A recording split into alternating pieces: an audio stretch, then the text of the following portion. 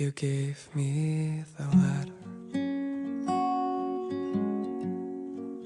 I guess it was July. You said we'll be better, but I don't know why. I should be so lonely when I close my eyes. Hai, hello, assalamualaikum warahmatullahi wabarakatuh. Hello, my beloved student. How are you today? I hope you are always healthy and always get high spirit to study in order to continue our lesson. As usual, before studying, let's pray to God who has given us healthy and opportunity to meet here, although by online class. We hope our condition will not make us lazy to do learning process by using this media. Don't forget to prepare your learning tool such as book, dictionary, and a pen for writing the material. After teaching learning process, you must make a summary and write the conclusion in your book.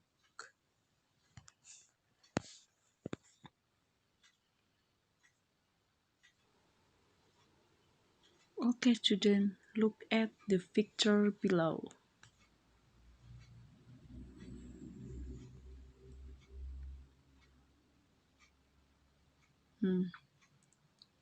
What is the picture? Can you identify?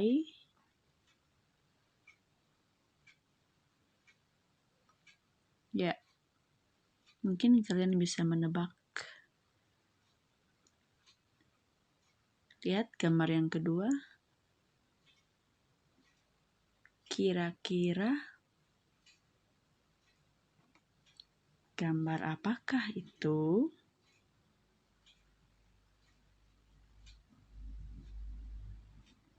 Sudah bisa tebak? What are they doing? Apa yang sedang mereka lakukan? Yang pertama, kira-kira sedang mengisi aplikasi atau form melalui online form atau melalui media online. Kalau gambar yang kedua juga berupa form atau formulir, tapi melalui media tulis tangan atau sudah di print out ya. Tapi dua-duanya sama-sama lagi mengisi formulir. Gambar yang pertama juga mengisi formulir, yang kedua mengisi formulir, cuman beda cara. Ada yang menggunakan online dan ada yang tulis tangan. Maksud online itu dengan pakai media laptop ya. Baik, kita lanjut dengan gambar berikut. Perhatikan gambar yang akan Ibu tampilkan. Apakah kalian tahu ini gambar apa? What is the picture? Ya, betul. Ini juga adalah form atau yang kita tahu formulir. Ini contoh lain dari formulir. Kebetulan ini formulir yang akan mengadakan sebuah event dan kita akan mendaftar dalam event tersebut. Tentu kita harus mengisi data-data kita ya dalam bentuk form atau formulir. Kapan kita akan membutuhkan menulis formulir registrasi seperti ini? Tentunya apabila kalau kita mau mengisi atau mengikuti sebuah event. Baik itu event yang diadakan di sekolah ataupun yang di luar sekolah. Bagaimana dengan gambar yang ini? Nah, ini juga formulir pendaftaran, tapi bukan pendaftaran event, tapi ini pendaftaran mau melamar pekerjaan. Nah, bedanya formulir yang tadi sama-sama formulir registrasi, cuman beda tujuan. Kalau tadi registrasi sebuah event atau sebuah kegiatan, kalau ini untuk melamar pekerjaan. Have you ever felt it in your daily life? Tentunya karena kalian masih SMA, mungkin belum pernah mendaftar ke suatu pekerjaan ya. Nah, tapi nanti suatu saat bila kalian sudah lulus, pasti akan mengisi form apabila mau melamar pekerjaan. Baik, anak-anak ibu sekalian, materi kita hari ini adalah form, atau dengan bahasa kita sering kita omong, sering kita ucap adalah formulir. Dan ibu yakin setiap kalian pasti sudah pernah mengisi formulir. Contohnya mau mendaftar sekolah atau mendaftar suatu organisasi. Nah, itu. Jadi yang kita bahas adalah apa sih formulir itu? What is the definition of form? What is the form for? Kira-kira fungsinya untuk apa form itu? The function, the social function, atau the purpose, atau tujuan dari form untuk apa? Nah, nanti kita akan bahas. Kemudian pembahasan selanjutnya kita akan membahas juga macam-macam form.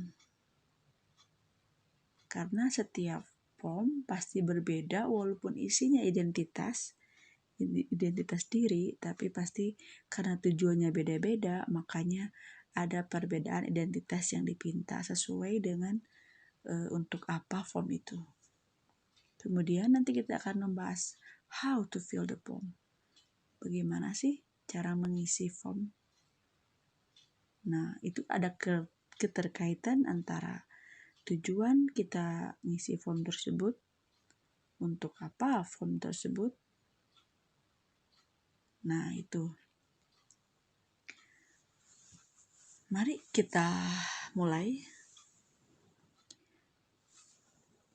Sebuah form atau formulir is a document with space, also named field or placeholder. Formulir itu sebuah dokumen atau dengan sebuah kolom yang disebut juga tempat untuk menulis atau memilih serangkaian dokumen dengan isian yang sama atau serupa. Formulir isian adalah sebuah dokumen isian baik dalam bentuk cetak ataupun online. Tadi di awal sudah kita lihat ya contoh gambar yang berbentuk cetak atau manual tulis tangan dan berupa online. Nah, itu contohnya yang digunakan untuk menulis dan memasukkan biodata individu atau data organisasi, data perbankan, atau data perusahaan-perusahaan, atau dengan kepentingan pribadi maupun kepentingan umum. Nah, mungkin di antara kita sudah pernah mengisi formulir. Contoh kalau kita mau bikin KTP atau identification card, pasti kita ngisi dulu nama, identitas kita, tanggal lahir, dan sebagainya. Kartu keluarga, dan sebagainya. Berupa formulir pendaftaran. Atau kita mau masuk sekolah, ngisi dapodik. Kalian pernah kan ya, bikin dulu mau ngisi dapodik, dikasih dulu form dari sekolah untuk diisi biodata kita, lengkap dengan nama orang tua, alamat, dan sebagainya. Itu form yang sehari-hari yang sering kita pakai. Ada form yang di perusahaan-perusahaan atau di instansi-instansi lain yang diisi secara duplikat atau triplikat, atau dalam makna diisi 3 kali. Maksudnya ada duplikat itu ada lembaran yang di bawahnya ada, misalkan ada 3 warna ya. Warna yang paling atas kan putih, kemudian warna yang di bawahnya itu kuning, ada biru. Nah itu nanti yang 2 atau 3 itu yang putihnya buat kita, yang birunya buat di perusahaannya atau di mana di instansinya. Ada juga yang dibuat seperti itu. Dari karbon biasanya itu untuk menulis yang sampai ke bawah kena gitu tulisannya. Itu juga ada yang seperti itu. Biasanya di bank-bank yang seperti itu, di bank atau instansi-instansi kayak asuransi. Nah itu yang digaris bawahi adalah poin utama ya. Jadi itu yang harus ditekankan. Kemudian fungsi dari form adalah pertama, to record a personal inquiry. Tentu ya, karena di situ ada biodata kita. Pasti semua data-data yang dibutuhkan, apa yang dipinta di form itu kita isi. Kedua, to make reservation or booking place, untuk mereservasi atau memesan sebuah tempat. Itu juga menggunakan form biasanya. Kemudian to apply something, untuk melamar sesuatu, melamar pekerjaan atau melamar atau mendaftar suatu organisasi, itu juga bisa. Kemudian to ask people for their opinion, berbentuk kuesioner. Sebuah pertanyaan itu bisa kan kalau kita ingin jejak pendapat ya. Jejak pendapat juga bisa berupa form. Jadi pendapat kita diisi dalam bentuk-bentuk form.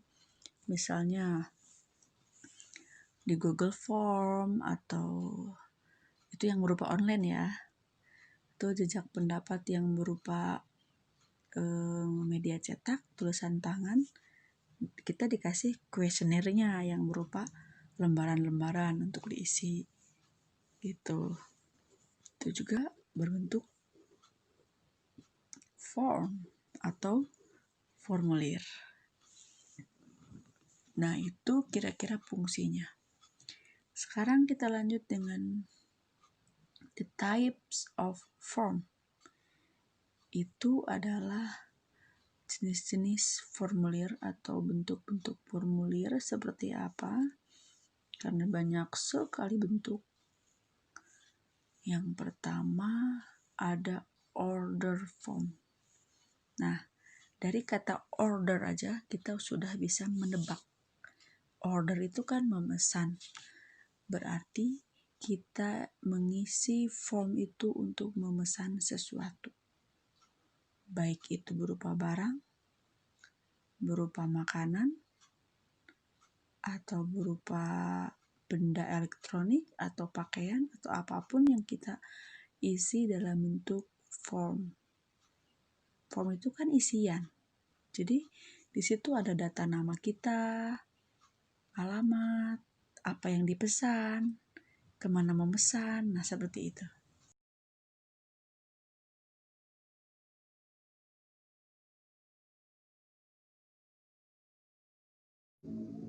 Nah, untuk yang kedua, ada feedback form. Itu adalah formulir untuk mengharapkan umpan balik.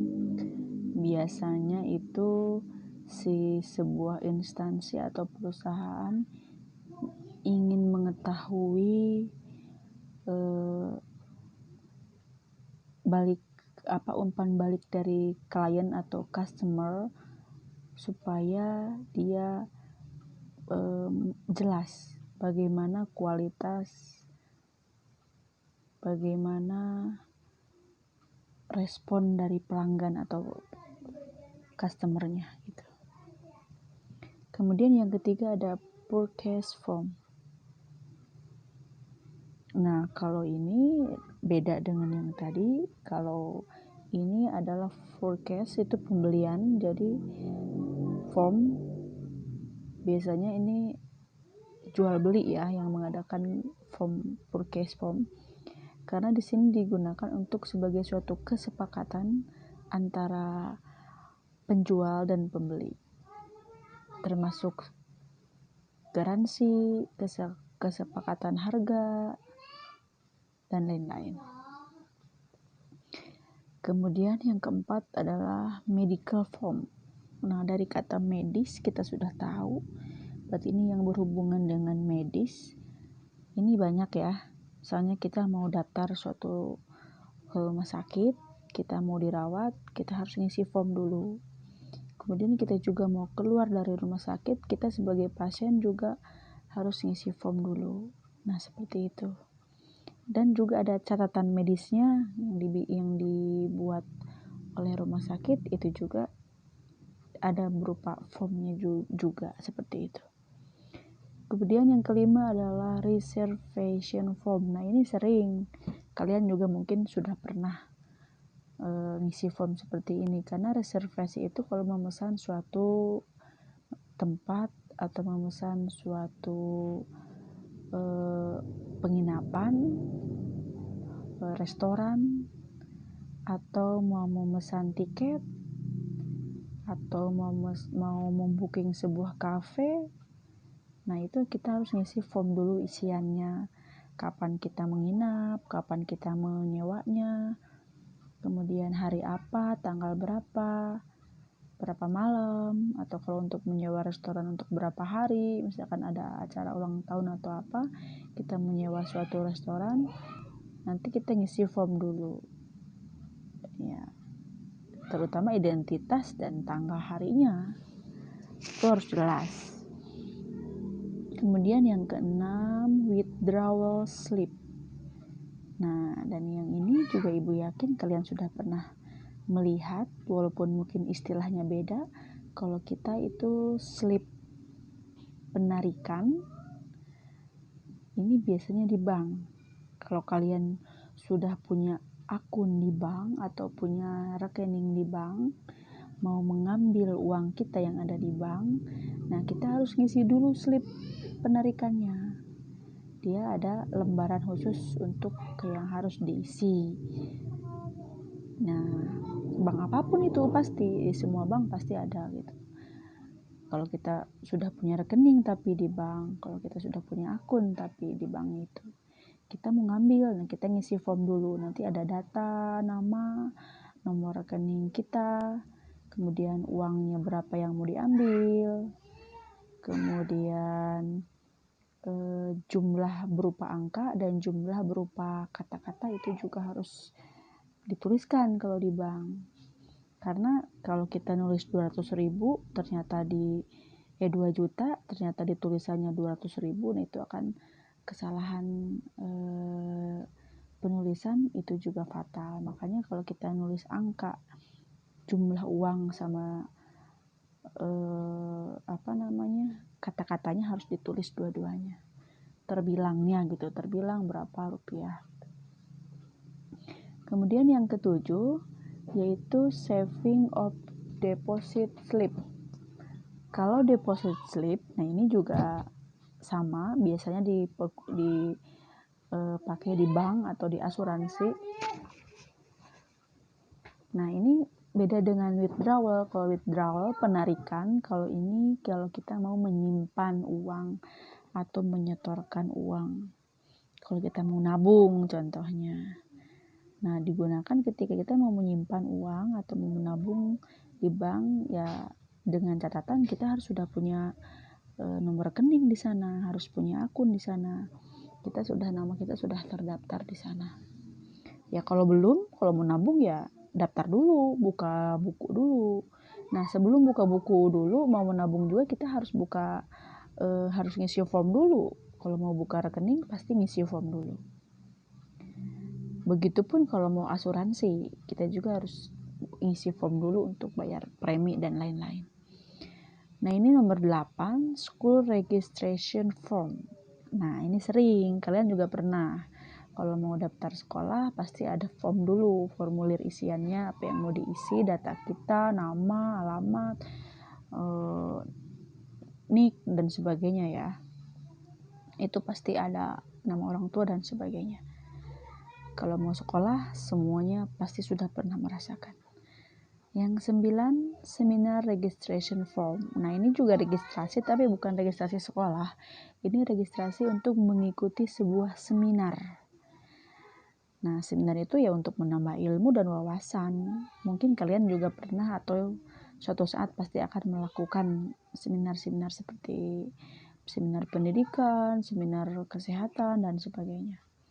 Nah itu ngisi form dulu, nama, alamat, pokoknya identitas dan sebagainya, nomor handphone, kemudian foto, biasanya dipintain foto ya. Yang 10 adalah graduation registration form. Nah ini biasanya yang udah kuliah nih, kalau kuliah mau lulus, mau wisuda, nah kita ngisi form dulu. Kalau mau lulus itu kita harus menyerahkan form pendaftaran untuk melengkapi program wisuda.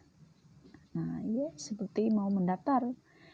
Nah, dia itu nanti berupa nama, berupa nomor induk mahasiswanya, program jurusan dan sebagainya, itu harus lengkap. Kemudian yang ke-11, flight reservation form. Nah, ini kalau kalian mau memesan tiket berupa pesawat terbang, nah ini menggunakan form reservation flight. Kita memesan juga harus ngisi dulu identitas kita, kemana kita tujuan keberangkatan, jam keberangkatan hari apa, tanggal berapa, jamnya jam berapa. Nah itu udah jelas di situ tertulis ya di formnya. Kemudian company registration form. Nah ini untuk di sebuah perusahaan, kalau kita mau melamar, contoh yang tadi ya, melamar suatu pekerjaan, bisa, atau suatu perusahaan mau mendaftarkan, melegalkan ke pemerintah dengan bisnis yang dia miliki, dia juga harus ngisi form ya, supaya legal perusahaannya. Jadi dia didaftarkan ke pemerintah dengan berupa form. Yang ke-13 adalah bank credit application form. Nah, kalau ini mungkin kalian belum pernah, karena ini untuk pengajuan peminjaman uang ke bank. Kalau seseorang mau mengajukan suatu kredit atau mau minjam uang ke bank, nah itu kita pertama ngisi form dulu, identitas kita, kredit apa atau minjam uang berapa, KTP-nya harus ada. Nah itu yang diagunkan juga apa. Nah itu kalau untuk asuransi juga sama ya. Klaim asuransi kita harus ngisi form dulu. Nah, mungkin sampai di sini kalian sudah paham karena Ibu mau jelasinnya pelan-pelan. Semoga minggu depan kita lanjut. Kesimpulan dari Ibu adalah setiap form akan punya perbedaan dan persamaannya. Silahkan kalian perhatikan sendiri tadi apa yang beda dan apa yang sama. Setiap instansi punya gaya sendiri-sendiri dalam mengeluarkan formnya sendiri-sendiri. Dan form juga tergantung tujuannya untuk apa. Pasti beda-beda bentuk dan gayanya. Isinya walaupun cuma identitas, tapi pasti ada perbedaan dari identitas tersebut. Apa yang dipinta, apa yang harus dilampirkan atau dituliskan itu juga harus jelas dari form tersebut. Nah, mungkin sampai sini kalian sudah paham dan sudah ingat bentuk form itu seperti apa. Setelah pembelajaran ini selesai, silahkan kalian bikin summary-nya di buku kalian supaya tidak lupa. Dan mengenai worksheet dan lembar kerja akan Ibu kirimkan. Baik, Ibu tutup. Wabillahi taufiq wa hidayah. Wassalamualaikum warahmatullahi wabarakatuh.